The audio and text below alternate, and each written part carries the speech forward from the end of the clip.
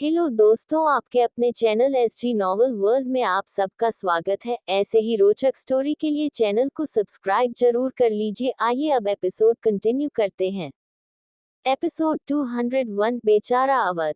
Batra house. Awadh आंखें फाड़े नैना को देख रहा था। नैना इस वक्त बहुत हॉट लग रही थी। उसे इस तरह देखकर अवध के मन में गंदे गंदे ख्याल आने लगे थे। ऐसे ख्याल तो उसे आज तक मीरा के लिए भी नहीं आए थे। नैना अपने बाल झटकते हुए पीछे पलटी तो उसकी नजर अवध पर गई, जो बिना पलके झपकाए उसे देख रहा था। उसे देख नैना ने खुद को देखा। खुद पर नजर पड़ते ही उसके मुंह से चीख निकल गई। आह! नैना की चीख सुन अवध अपने सेंस में आया और जल्दी से जाकर नैना के मुंह पर हाथ रख दिया। वो उसे चुप करवाते हुए बोला, क्या हुआ, चिल्ला क्यों रही हो तुम? कोई भूत देख लिया क्या तुमने? रीटा और मीरा, जो अवध को पानी देने उसके कमरे में आ रही थी, वो दोनों दरवाजे तक ही पहुंचे थे कि दोनों के कान में किसी लड़की की चीखने की आवाज आई, जिसे सुनकर दोनों के कदम रुक गए। रीटा कंफ्यूज होते हुए बोली, मीरा तुमने भी अभी क्या किसी लड़की की चीखने की आवाज सुनी या मेरे कान बजने लगे हैं अंडिस्को? मीरा ने कहा, नहीं तुम्हारे कान नहीं बज रहे रीटा, मैंने भी किसी लड़की की आवाज सुनी और वो भी अवध जी के कमरे से। अंडिस्को है न? मैंने भी भाई के कमरे से ही आवाज सुनी। मतलब भाई के कमरे में कोई लड़की है, पर भाई तो सिंगल है, उनकी तो कोई गर्लफ्रेंड भी नहीं है। फिर ये लड़की कौन है और भाई के कमरे में क्या कर रही है अंडिस्को? रीटा ने सोचते हुए कहा तो मीरा उसके पीठ पर हाथ मारते हुए बोली, यहीं से उटपटांग बातें मत सोच तू। तेरे भाई है पर तेरे जैसे बेशर्म नहीं है वो। हम अंदर जाकर देखते हैं, फिर पता चल जाएगा कि कौन है अंदर। रीटा ने हाँ में सिर हिलाया, फिर उसने डोर नॉक किया। अवध ने नॉक की आवाज सुनकर पूछा, कौन है? रीटा बोली, भाई, मैं और मीरा है। जेट डोर खोलिए न, हमें अंदर आना है। अवध ने कहा, हाँ खोलता हूँ, एक मिनट रुको। कहकर उसने नैना को देखा, जो बड़ी बड़ी आंखें कर उसे ही देख रही थी। दोनों इस वक्त एक दूसरे के बहुत करीब थे। दोनों की गर्म सांसें एक दूसरे के चेहरे को छू रही थी। अवध का एक हाथ नैना के मुंह पर था तो दूसरा हाथ उसके कमर पर, जिससे उसने नैना को थाम रखा था।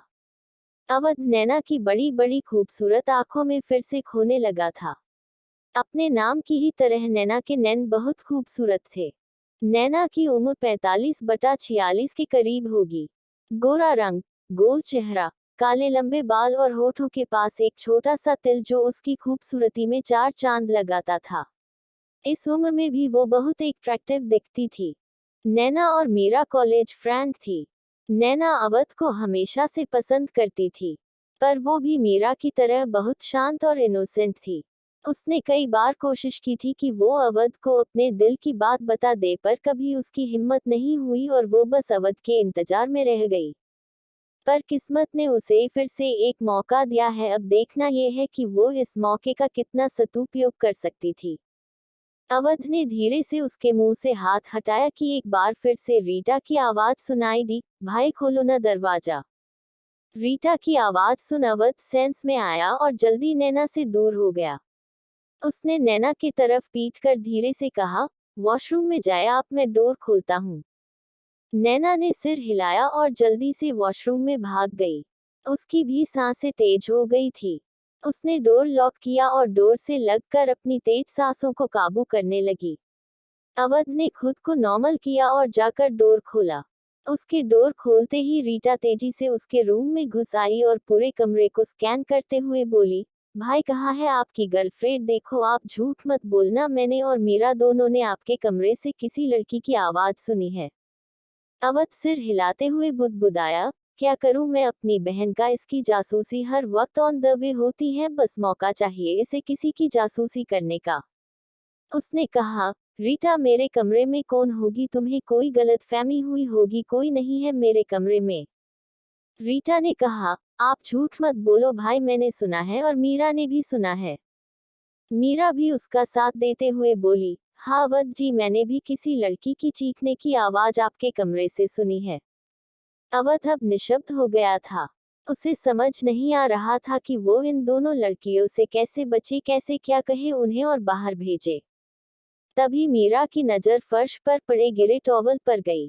टॉवल देखकर उसने अवध को देखा, जो कब का नहा धोकर रेडी हो चुका था, इसलिए उसके बाल भी सूखे हुए और सेट थे, पर टॉवल तो पूरी तरह भींगा हुआ था। मीरा ने कहा, अवध जी, ये टॉवल। अवध और रीटा ने भी टॉवल देखा। अवध की आंखें बड़ी हो गई उस टॉवल को देखकर। वो समझ गया कि ये वो टॉवल है जिससे नैना अपने गिरे बालों को पोंछते हुए रूम में आई थी, और शायद अवध को देखकर उसके हाथ से टॉवल छूटकर वही गिर गया था। फिर जल्दी छिपने के चक्कर में वो अपना टॉवल उठाना भूल गई थी। रीटा टॉवल को उठाकर उसे गौर से देखने लगी। उसने अपनी पैनी नजरों से टॉवल को घूरा तो उसे टॉवल पर एक लंबा बाल दिखा। उस लंबे बाल को देखकर रीटा का शक यकीन में बदल गया, और वो उस बाल को अवध को दिखाते हुए बोली, भाई झूठ नहीं, ये देखो आप, इतने लंबे बाल आपके तो नहीं, फिर ये किसके हैं, कहाँ से आए ये? मीरा भी कम नहीं थी। अयान से शादी होने के बाद वो भी अपने दिमाग का इस्तेमाल करने लगी थी। वो वॉशरूम के बंद दरवाजे को दिखाते हुए बोली, रीटा तुम इनसे मत पूछो, चलो हम वॉशरूम में देखते हैं, पक्का वही छिपी होगी इनकी गर्लफ्रेंड। मैं भी तो देखूं ऐसी कौन सी लड़की है इनकी जिंदगी में जिसके लिए इन्होंने मेरी सबसे अच्छी दोस्त नैना को रिजेक्ट कर दिया अंडस्को। रीटा ने भी उसकी बात पर हामी भरी और दोनों वॉशरूम के पास जाने लगी। उन्हें जाता देख अवध ने अपना माथा पीट लिया। एपिसोड 202 अवध और नैना। भत्रा हाउस। वॉशरूम के अंदर से नैना बाहर की सारी बातें सुन रही थी। वो दीवार से पूरी तरह चिपक कर खड़ी थी। उसे बहुत घबराहट हो रही थी। जिस तरह के कपड़ों में वो थी, अगर मीरा और रीटा उसे देखते तो गलत ही समझते। नैना बार बार अपने हाथों को मलते हुए ऊपर वाले से प्रे कर रही थी कि प्लीज कुछ चमत्कार हो जाए और वो मीरा रीटा से बच जाए।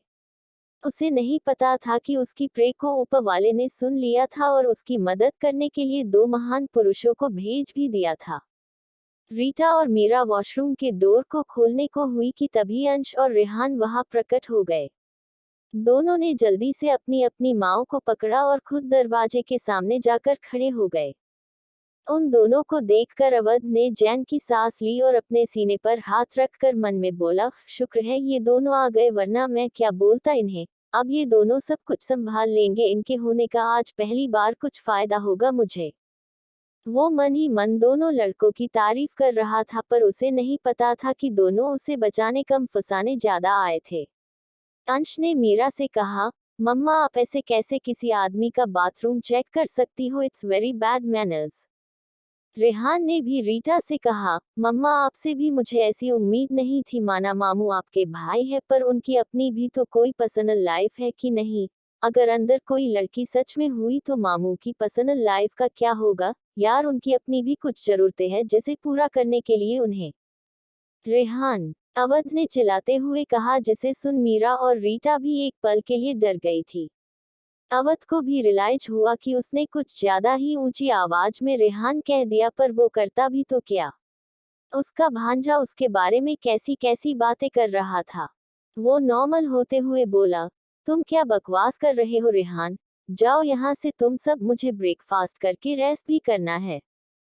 रीटा और मीरा ने एक दूसरे को देखा, फिर आंखों से ही एक दूसरे को कुछ इशारा कर रूम से निकल गई। अंश और रेहान भी जाने लगे, पर दोनों दरवाजे के पास रुककर अवध को छेड़ते हुए बोले, लगता है कल सारी रात आप सोए नहीं थे, इसलिए आपको अभी रेस्ट करना है। अवध ने दोनों को घूर कर देखा तो वो दोनों जल्दी से वहां से 9-2-11 हो गए। अवध ने सबके जाने के बाद डोर बंद किया और नैना को आवाज लगाते हुए बोला, सब चले गए, अब आप बाहर आ जाए। अवध की ऊंची आवाज सुनकर नैना भी डर गई थी। उसने धीरे से दरवाजा खोला और मुंडी बाहर निकाल कर अवध से बोली, वो क्या आप मुझे कुछ पहनने को दे सकते हो? अवध ने उसे देखा। नैना ने अपनी नजरें नीची कर रखा था।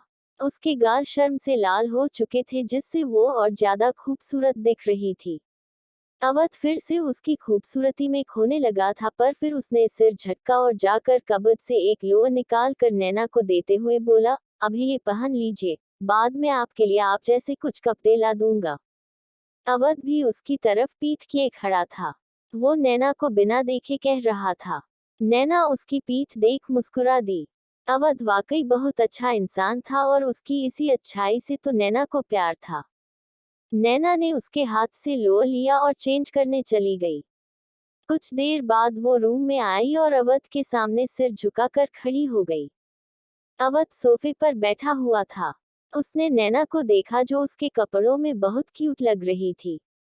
नैना सिर झुकाए बोली, सॉरी मैंने बिना पूछे आपका वॉशरूम यूज कर लिया पर मेरे कपड़े बहुत गंदे हो गए थे, मुझे बहुत गंदा गंदा सा लग रहा था इसलिए मैं। उसने कहा, इट्स ऑक, अब आप कुछ खा लीजिए, थोड़ी देर बाद सारे लोग आपसे बात करने आएंगे। सारे लोग? नैना ने घबराते हुए कहा तो अवध ने शांत आवाज में कहा, शिखा मैडम और कुछ लोग, आप घबराए मत, यहाँ आप सेफ है। नैना ने सिर हिलाया और अवध के बगल वाले सिंगल सोफे पर बैठकर खाने लगी। अवध भी अपना ब्रेकफास्ट करने लगा था। कुछ ही पल बीते थे कि उसने तिरछी नजरों से नैना को देखा। उसे देख अवध हैरान रह गया। नैना बहुत जल्दी जल्दी खाना खा रही थी। उसे देख ऐसा लग रहा था मानो उसने हफ्तों से खाना न खाया हो। अवध ने उसे नोटिस किया। नैना काजोर सी दिख भी रही थी। वो उससे कुछ सवाल पूछना तो चाहता था पर उसे फिलहाल उससे कुछ पूछना सही नहीं लगा, इसलिए उसने कुछ नहीं कहा। 10 मिनट बाद नैना धीरे से बोली, अवध जी, थोड़ा और खाना मिलेगा। अवध उसकी बात सुन मन में बोला, लगता है बहुत भूखी है ये। वो कामिना पवन प्रेम साले खाना भी नहीं देते थे क्या इन्हें? प्रेम और पवन के बारे में सोचते हुए अवध के चेहरे पर गुस्से के भाव आने लगे थे। नैना ने सिर उठाकर उसे देखा तो अवध के चेहरे पर गुस्सा देखकर वो जल्दी से बोली, सॉरी, मुझे भूख लगी थी इसलिए मांग लिया, आप प्लीज गुस्सा मत हो। अवध उसकी बात सुन सेंस में आया और उसे डरते देख उसे कंफर्ट फील कराते हुए बोला, नहीं नहीं, आप गलत समझ रही है, मुझे तो प्रेम और पवन पर गुस्सा आ रहा था। मैं अभी आपके लिए और खाना लेकर आता हूँ। नैना ने सिर हिलाया तो अवध किचन से और खाना ले आया। नैना ने करीब 20 मिनट खाने के बाद सोफे से सिर टिका कर बैठ गई। उसके चेहरे से पता चल रहा था कि अब उसे थोड़ा अच्छा फील हो रहा था। अवध उसे ही देख रहा था। पता नहीं क्यों पर नैना को देखकर उसे प्रेम और पवन पर बहुत गुस्सा आ रहा था। उसका जी चाह रहा था कि वो अभी उन दोनों को इतना पीटे कि दोनों अधमरे हो जाए। करीब 1 घंटे बाद शिखा ने नैना के लिए कुछ कपड़े मंगवाए और उसे अवध के कमरे में भेज दिया। शिखा ने सबको मैसेज किया फिर अपने कमरे से निकल गई। अब उसे नैना से कुछ सवाल करने थे, जिनके जवाब उसके लिए जानना बहुत जरूरी था। एपिसोड 203 शारीरिक संबंध बनाना चाहता था। भत्रा हाउस। शिखा, अयान सीट, शिवा, रेहान और अंश अवध के कमरे में थे। राजेश और मोहिनी भी एक तरफ खड़े थे। शिखा सिंगल सोफे पर बैठी हुई थी और बाकी सब खड़े नैना को देख रहे थे। नैना शिखा के ठीक सामने वाले सिंगल सोफे पर बैठी हुई थी। उसने पिंक कलर का सूट पहन रखा था। वो आंखें नीचे किए बैठी थी। वो बहुत घबराई हुई थी, शायद इसलिए वो कुछ बोल नहीं पा रही थी। उसे चुप देख अंश बड़े वाले सोफे पर आकर बैठ गया और बहुत प्यार से उससे बोला, आंटी, वैसे तो आप आंटी जैसी लगती नहीं हो क्योंकि आप बहुत खूबसूरत हो, पर क्योंकि मेरी मम्मा की फ्रेंड हो इसलिए आंटी, आप घबराओ मत, सैड मामी जी जो पूछ रही है उसका सही सही जवाब देते जाओ। रेहान भी आकर अंश के बगल में बैठते हुए बोला, हाँ आंटी, आपको देखकर हम इतना तो समझ गए कि आप वहाँ अपनी मर्जी से नहीं गई थी, पर आपको वहाँ किसने रखा था और क्यों रखा था? नैना ने उनकी बात पर सिर उठाकर उन्हें देखा, फिर शिखा को देखते हुए बोली, पवन ने मेरा किडनैप किया था, उस दिन जब मैं शिवजी के मंदिर पूजा करने गई थी तब। शिवा ने पूछा, यानी मंडे को? नैना ने सिर हिलाया तो अंश ने कहा, आज फ्राइडे है, मतलब आप 5 दिन से वहां थी। नैना अपने दुपट्टे को मोड़ते हुए बोली, मैंने गिना नहीं, वो मुझसे शादी करना चाहता था, इनफैक्ट चाहता है, वो मुझसे शादी कर लेगा। क्या? रेहान ने चिल्लाते हुए कहा। अंश अपने कान पर हाथ रखते हुए बोला, आप लड़कियों की तरह क्या रिएक्शन दे रहे हो, ज़ेड सुनाई नहीं दिया क्या आपको? रेहान ने उसे घूर कर देखा तो अंश शांत हो गया। शिखा कुछ सोचते हुए बोली, वो तुमसे क्यों शादी करना चाहता है? उसके पूछने पर नैना ने सिर झुकाते हुए कहा, मेरा जन्म गुरु पूर्णिमा के दिन हुआ था, उसने कहा था कि उसे कोई ऐसी लड़की चाहिए जिसका जन्म गुरु पूर्णिमा के दिन हुआ हो और वो कुंवारी हो, जिसे किसी ने भी छुआ नहीं हो। वो ऐसी लड़की से शादी कर फिर। कहते हुए वो रुक गई। उसने तिरछी नजरों से सबको देखा। वहां शिखा और उसे छोड़कर बाकी सारे जेंट्स ही थे, इसलिए वो आगे कहने से कतरा रही थी। शिखा उसकी बात काफी हद तक समझ गई थी, पर उसे सारी बातें जाननी थी। वो बोली, जो भी बात है हमें बताओ, वरना हम तुम्हारी मदद नहीं कर पाएंगे। नैना उसकी बात पर रूंधे गले से बोली, वो शादी कर मेरे साथ शारीरिक संबंध बनाना चाहता था। एक बार मैं उसकी हो जाती तो उसे फिर मुझे मार देना था। उसकी बात सुन अवध की भौहें तन गई थी, पर उसने कुछ नहीं कहा। बाकी सब भी नैना की बात ध्यान से सुन रहे थे। शिखा उसकी बात पर सिर हिलाते हुए बोली, वो शादी करके तुम्हें क्यों मारना चाहता है? अगर उसे तुम चाहिए तो वो तुम्हें ऐसे भी तो पा सकता है, और उसे तुम्हें मारकर क्या मिलेगा? नैना आंसुओं भरी आंखों से उसे देखते हुए बोली, वो कह रहा था कि गुरु पूर्णिमा के दिन जन्मी लड़कियों में कुछ खास शक्ति होती है। वो मेरे साथ शारीरिक संबंध बनाएगा, फिर मुझे मारकर मेरी आत्मा को कैद कर लेगा। नैना की बात सुन सब शॉक्ड रह गए थे। अंश और रेहान के लिए ये सब बिल्कुल नया था। अंश हैरानी से बोला, मतलब वो आपको न कैद कर आपकी आत्मा को कैद करना चाहता था? क्या सच में ऐसा होता है? नैना बोली, मुझे नहीं पता ऐसा होता है कि नहीं, पर वो बहुत अजीब है। वहां मेरे साथ एक और लड़की भी थी जिसकी उम्र 20-21 थी, पर 2 दिन पहले वो उसे कहीं ले गया था। वो बोल रहा था मेरे मिल जाने के बाद उस लड़की का कोई काम नहीं है, क्योंकि मेरा जन्म सूरज निकलते वक्त हुआ है तो मैं उसके ज्यादा काम की हूँ। वो उस लड़की को लेकर कहाँ गया होगा? तुम्हें कोई आइडिया है इस बारे में? अयान ने पूछा तो नैना ने नमे सिर हिला दिया। मोहिनी कुछ सोचते हुए बोली, पवन प्रदीप का बेटा है। उसके अंदर भी वही हैवानियत होगी, उसने पक्का उस लड़की को मार दिया होगा। नहीं, मुझे नहीं लगता कि उसने उसे मारा होगा, नैना ने कहा तो राजेश जी की आंखें बड़ी हो गई। वो शॉक्ड होकर बोले, ये भी हमें देख सकती हैं क्या? शिखा ने नैना से कहा, तुम भी आत्माओं को देख सकती हो क्या?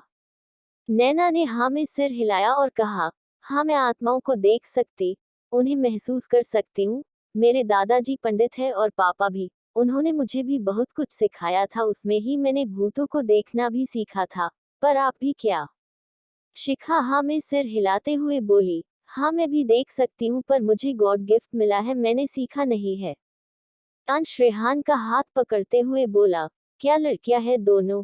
ये दोनों तो भूतों को देख सकती है, पर हमारा क्या? हमें क्यों डरा रही है ये? शिखा ने नैना को गौर से देखा। नैना के चेहरे पर एक अलग सा तेज, एक अलग सा नूर था। उसे देख शिखा के मन में कुछ आया और उसने कहा, तुमने कहा कि तुमने भूतों को देखना सीखा है, मतलब तुम्हारी फैमिली को इन सब का काफी नॉलेज है। नैना ने कहा, हाँ मेरे घर में सारे भगवान में बहुत विश्वास रखते हैं, उनकी बहुत पूजा करते हैं, उन्हें बहुत कुछ पता है, पर मुझे नहीं पता, मैंने कभी इन सब पर ध्यान नहीं दिया था, पर अब लगता है मुझे ध्यान देना चाहिए था। उस पवन ने मुझे जहाँ रखा था वहाँ एक गोल शकल था, मैंने वैसा ही सेम शकल अपने घर में एक किताब में देखी थी, पर वो क्या है, क्यों है, मैंने कभी जाना नहीं। शिवा ने शिखा को देखा, वो भी उसे ही देख रही थी। दोनों ने आंखों ही आंखों से एक दूसरे को कुछ इशारा किया, फिर शिखा ने कहा, तुम रेस्ट करो, मैं बाद में आती हूँ। वो जाने को पलटे कि नैना ने कहा, मुझे घर जाना है, मैं वापस उत्तराखंड जाना चाहती हूँ, प्लीज मुझे मेरे घर पहुंचा दीजिए। शिखा ने पलटकर उसे देखा और कहा, उत्तराखंड सिर्फ तुम नहीं, हम भी जाएंगे, पर फिलहाल तुम्हें कुछ वक्त तक यहीं रहना पड़ेगा। और हाँ, इस कमरे से बाहर मत आना, वरना मीरा और घर वाले सवाल करेंगे और मैं उन्हें कोई टेंशन नहीं देना चाहती। नैना ने सिर हिलाया तो सब लोग वहां से चले गए। एपिसोड 204, थोड़ा रोमांस हो जाए। थोड़ा रोमांस हो जाए। भत्रा हाउस। शिवी अपने कमरे में पढ़ाई कर रही थी। उसने अपने बालों की साइड चोटी बना रखा था और आंखों पर चश्मा लगा रखा था। शिवी का सारा ध्यान अपने किताबों पर ही था। कुछ देर बाद उसने अपने किताबों को बंद किया, पानी का गिलास होठों से लगाते हुए खड़ी हो गई। उसने पानी पीते हुए पीछे पलटकर देखा तो उसके हाथ अपनी जगह पर ही रुक गए। उसकी नजरें शिवा की नजरों से जा टकराई थी, जो करीब 1 घंटे से उसके पीछे खड़ा उसे देख रहा था। शिवी अपनी जगह फ्रिज हो गई थी। वो उसी पोजीशन में खड़ी थी। उसके चेहरे के एक्सप्रेशन शॉकिंग वाले थे, जिससे वो बहुत क्यूट लग रही थी। शिवा उसे देख खुद को मुस्कुराने से रोक नहीं पाया। वो उसके पास गया और उसके हाथ से ग्लास अपने हाथ में लेकर टेबल पर रखा, फिर हल्के हाथों से उसकी खूबसूरत आंखों में देखते हुए उसके चश्मे को उतार कर टेबल पर रख दिया। शिवी अपनी पलकें झपकाते हुए बोली, आप यहाँ। शिवा पानी का गिलास उसके होठों के पास ले जाते हुए बोला, हम तुमसे मिलने आया था। कहते हुए उसने पानी पीने का इशारा किया तो शिवी पलकें झुकाकर पानी पीने लगी। शिवा उसे पानी पीते हुए देख रहा था। शिवी ने पानी खत्म किया तो शिवा ने गिलास टेबल पर रखा और उसके होठों को से पानी पोंछते हुए बोला, मैं आज घर जा रहा था, फिर कुछ दिन बाद उत्तराखंड जाना है, इसलिए तुमसे मिलने आ गया। आप उत्तराखंड क्यों जा रहे हो? शिवी ने पूछा तो शिवा ने कहा, कुछ काम है, क्वीन भी साथ जा रही हैं। मतलब हम कुछ दिन नहीं मिल पाएंगे? शिवी ने मासूमियत से कहा तो शिवा मुस्कुराते हुए बोला, तुम मुझे मिस करोगी? शिवी ने उसकी बात पर अपनी पलकों को झुका लिया था। हाँ, ये सच था कि वो उसे बहुत मिस करने वाली थी, पर वो ये बात कह नहीं सकती थी। वो उसे न जाने को कहना चाहती थी, पर वो भी नहीं कह पा रही थी। शिवा उसकी बात बिना कहे समझ गया था। शिवी उसके जाने से खुश नहीं है, पर शिवा भी शिखा की तरह जल्द से जल्द सब कुछ खत्म करना चाहता था, इसलिए उसे नैना के परिवार से मिलने उत्तराखंड जाना था।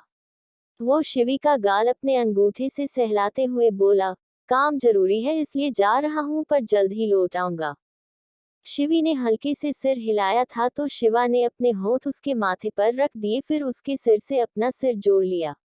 दोनों कुछ पल खामोश रहे, फिर शिवी शिवा के गले लग गई। शिवा ने भी उसे अच्छे से अपनी बाहों में भर लिया। रेहान भी मानवी के कमरे में था। मानवी उसकी गोद में बैठी हुई थी और रेहान उसके गले पर किस कर रहा था। मानवी चिढ़कर उसे खुद से दूर करते हुए बोली, तुम बस यही सब करना जानते हो ना? रेहान मुस्कुराते हुए बोला, इसमें मेरी गलती नहीं है, तुम्हें देखकर मेरे होठ बेकाबू होने लगते हैं। मानवी उसकी बात पर मुस्कुराते हुए बोली, तुम भी न? अच्छा, तुम तो जा रहे हो उत्तराखंड, वहां तो मैं नहीं होगी, तब क्या करोगे? रेहान ने मुंह बनाकर कहा, तुम के तो ऐसे रही हो जैसे यहाँ साथ रहते हैं तो तुम मुझे बहुत कुछ करने देती हो, किसके आगे कभी कुछ और करने दिया है तुमने? मानवी आंखें छोटी कर उसे घूरते हुए बोली, तुम्हें कुछ ज्यादा ही खलमली मची है, न किसके आगे भी करने की। रेहान फिर से कुछ बोलने को हुआ कि मानवी ने कहा, अब ये मत बोलना कि इसमें भी तुम्हारी गलती नहीं है, मुझे देखकर ही तुम्हारे दिमाग में वैसे थॉट आते हैं। रेहान ने क्यूट सा फेस बनाकर हाँ में सिर हिलाया तो मानवी अपना चेहरा दूसरी तरफ कर मुस्कुरा दी। रेहान उसका फेस अपनी तरफ करते हुए बोला, मेरी तरफ देखते हुए मुस्कुराओ न, ताकि तुम्हारा चेहरा मैं अपनी आंखों में बसाकर उत्तराखंड जा सकूं और फिर से इस चेहरे को देखने के लिए जल्द से जल्द आ सकूं। मानवी उसकी बात सुन सिर हिलाते हुए बोली, तुम न सच में बहुत बड़े वाले फ्लर्टी हो, हर बात का जवाब रखते हो तुम। रेहान मुस्कुराया तो मानवी भी उसे देखते हुए हंसने लगी। शिखा शिवम के कैबिन में थी। वो उत्तराखंड जाने वाली है, ये बात वो खुद से शिवम को बताने के लिए उसके ऑफिस आई थी। उसने जब से उसे बताया था कि वो कल जा रही है, तब से ही शिवम उससे नाराज हुए बैठा था। शिखा उसे मनाते हुए बोली, इसमें नाराज होने वाली कौन सी बात है, मैं कल जा रही हूँ तो जल्द लौट भी आऊंगी। शिवम ने उसे कोई जवाब नहीं दिया। वो अपनी चेयर पर बैठा बेवजह एक फाइल के पन्ने को पलट रहा था। शिखा ने उसे देख सिर हिलाया, फिर उसके पास चली गई। वो जानती थी शिवम इतनी आसानी से मानने वालों में से नहीं था, पर वो भी उसकी बीवी थी, उसे अपने बेवकूफ इंसान को मनाने अच्छे से आता था। शिखा ने शिवम की चेयर को अपनी तरफ घुमाया और उसकी टाई की नॉट को ढीला करते हुए बोली, मदहोशी से कहा, तुम नाराज हो तो अपनी नाराजगी दूर कर लो, आज की रात मैं हूं ना तुम्हारे साथ। शिवम उसकी सेंसिटिव वॉइस सुनकर अपना होश यूं भी खो दिया करता था। तो भला आज कैसे बच पाता वो? उसने शिखा का हाथ पकड़कर खींचा तो शिखा उसके गोद में जा गिरी। शिवम उसे ठीक से अपनी गोद में बैठाते हुए बोला, तुम्हें अच्छे से जानती हो कि मुझे कैसे मनाना है। शिखा ने उसकी टाई उतार कर टेबल पर रखा और उसके दूसरे बटन को खोलते हुए कहा, वैसे ही जैसे तुम्हें मुझे मनाना अच्छे से आता है। शिवम उसकी बात पर मुस्कुराया, फिर धीरे धीरे दोनों एक दूसरे के होठों के करीब जाने लगे, पर इससे पहले कि उनके होठ मिल पाते पहले की तरह दो बेवकूफ इंसान फिर से वहां टपक गए। एपिसोड 205 अंश की बाय मिस्टेक किस। अंश की बाय मिस्टेक किस। भत्रा हाउस। शिवम और शिखा ने अपनी आंखें बंद कर ली थी, पर उन्हें देखने वाले दो गधे मुंह खोले उन्हें ही बेशर्मों की तरह घूर रहे थे। ये दोनों और कोई नहीं, रोहन और अवध ही थे जो अब तक आंखें फाड़े शिवम और शिखा को घूर रहे थे।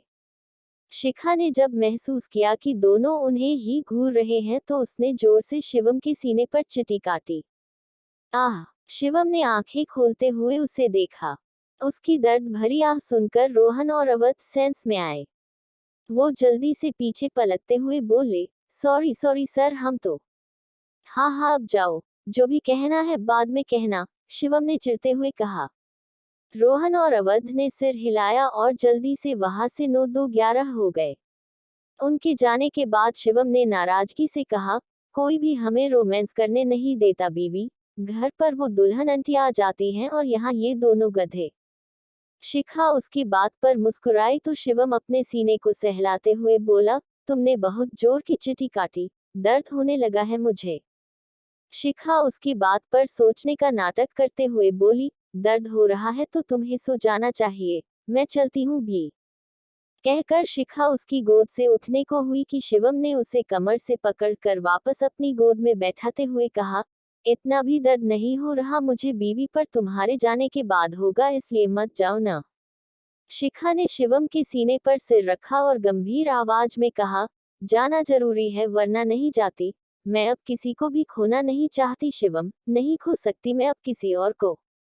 शिवम उसके बालों को सहलाते हुए बोला, हम जाओ पर जल्दी आ जाना, मैं तुमसे दूर ज्यादा दिन नहीं रह सकता, जानती हो न तुम। शिखा ने सिर उठाकर उसे देखते हुए हाँ में सिर हिलाया तो शिवम ने उसके फहद पर किस किया और उसे कसकर अपनी बाहों में भर लिया। पार्क में अलग ही सीन चल रहा था। अंश भी जाने से पहले ट्विंकल से मिलना चाहता था, इसलिए उसने उसे एक पार्क में मिलने के लिए बुलाया था, पर अब पार्क में आकर दोनों अनकंफर्टेबल फील कर रहे थे। दरअसल वो पार्क कपल के लिए ही था। वहां के हर एक पेड़ के नीचे, बेंच पर, झूले पर, हर जगह यंग कपल बैठे हुए थे। और यही नहीं, सब एक दूसरे में खोए रोमांस कर रहे थे। उन्हें इस तरह देखकर ट्विंकल और अंश दोनों के गाल लाल होने लगे थे। दोनों कहीं बैठने के लिए जगह ढूंढ रहे थे, पर उन्हें ऐसी कोई जगह मिल नहीं पा रही थी।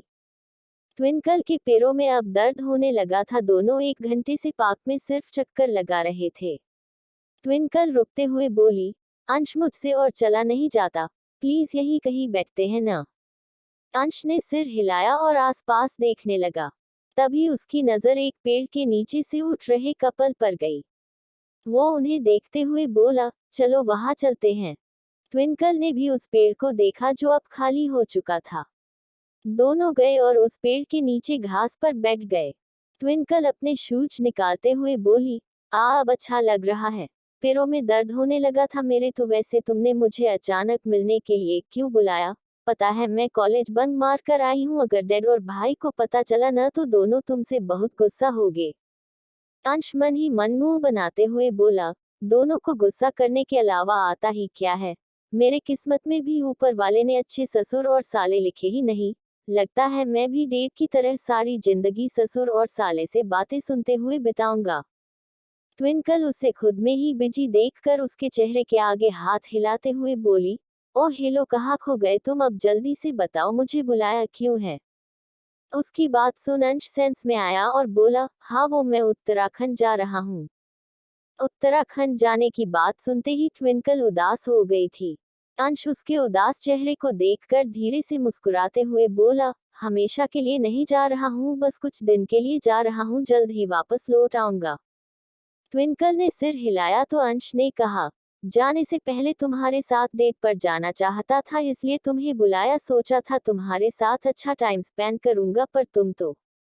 ट्विंकल ने जल्दी से कहा, अरे नहीं नहीं, मैं तो बस, तुम अचानक से कह रहे हो कि तुम जा रहे हो, ये बस उसका रिएक्शन था। चलो तब कुछ खास करते हैं और इस टाइम को स्पेशल बनाते हैं। अंश उसकी बात सुन उसे छेड़ते हुए बोला, कुछ खास करना चाहती हो तुम? बताओ क्या खास करना चाहती हो तुम? ट्विंकल अपनी हंसी कंट्रोल करते हुए बोली, मेरा वो मतलब नहीं था अंश, तुम भी न। चलो कुछ खाते हैं, मुझे भूख लग गई है। अंश आस पास देखते हुए बोला, पर खाओगी क्या? यहाँ तो कुछ खास मिल ही नहीं रहा है। ट्विंकल ने हंसते हुए देखा, फिर एक मूंगफली वाले के तरफ इशारा करते हुए बोली, जाओ वहां से मूंगफली लेते आओ। अंश ने उस मूंगफली वाले को देखा और कहा, पर उससे तुम्हारा पेट भरेगा ट्विंकल। एक काम करते हैं, किसी रेस्टोरेंट में चलते हैं, तुम वहां अपनी पसंद का कुछ खा लेना। ट्विंकल ने सिर हिलाया और अपने जूते पहनते हुए बोली, मुझे यही खाना है। इसे खाते खाते हम आराम से बातें करते, न तुम रुको, मैं लेकर आती हूँ। कहते हुए वो खड़ी होने लगी कि अंश ने उसका हाथ पकड़कर उसे रोकना चाहा, पर अचानक उसके हाथ पकड़ने से ट्विंकल डिसबैलेंस हो गई और सीधा उसके ऊपर जा गिरी। दोनों अपनी जगह पर फ्रिज हो गए थे, क्योंकि ट्विंकल के होठ अंश के होठों पर स्टेबल हो गई थी। अंश ने उसे गिरने से बचा लिया था, पर वो भी पीछे की तरफ झुका हुआ था। ट्विंकल दूर होने लगी तो अंश ने उसके सिर के पीछे से उसे पकड़ लिया और उसके होठों को सक करने लगा। बाकी का नेक्स्ट एपिसोड नेक्स्ट पार्ट में कवर करेंगे। कहानी को लाइक शेयर कमेंट जरूर करें और प्लीज लाइक भी जरूर करें। Thank you.